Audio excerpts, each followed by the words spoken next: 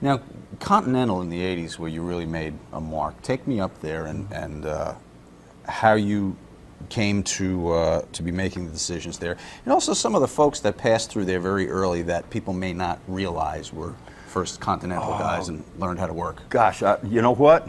I don't think Vince McMahon would have been what he is today if it weren't for us in Continental, that we started so many guys' careers down there. We're so proud of it. You know, the Junkyard Dog, Sylvester Ritter, came through with us.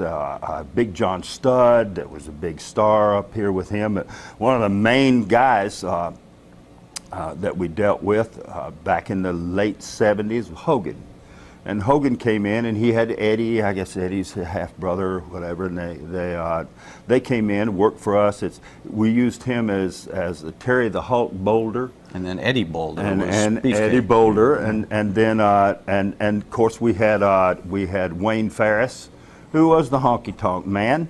And later on, that's an interesting story. I'll give you that too. But Hogan came in. When he came in to work for us, we had Louis Tilley helping me with the booking, and Louis was down in Florida, and he had seen Hogan at the school working down there with Eddie, and he played guitar over on Del Mabry or something, and he's, you know, a big old guy, and so he brought him in. He said, hey, this guy's going to be really great. He comes in, he doesn't know anything, so we got to put him with some guys that we know he can work with, and we're going to build him up, and we're going to get him ready. We got Harley Race coming in. He's a big kid, and we're looking for an opponent for Harley Race, and I'll be darned, we went to work on Hogan, and we put them together in Dothan, Alabama. We had to go out to the football stadium because we had too many tickets sold. We had no room, and that Hulk knew little more than the bear hug and a few things, but he was working with Harley, and Harley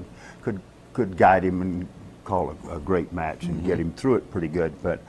But we sent him up to Memphis for Jerry to get him some exposure with Jerry Lawler, and we sent him into Atlanta, which was then the NWA, Georgia Championship Wrestling, and Vince grabbed him up, and that was the end of that deal. And then we lost a lot of guys right there at the same time. David Schultz was working for us.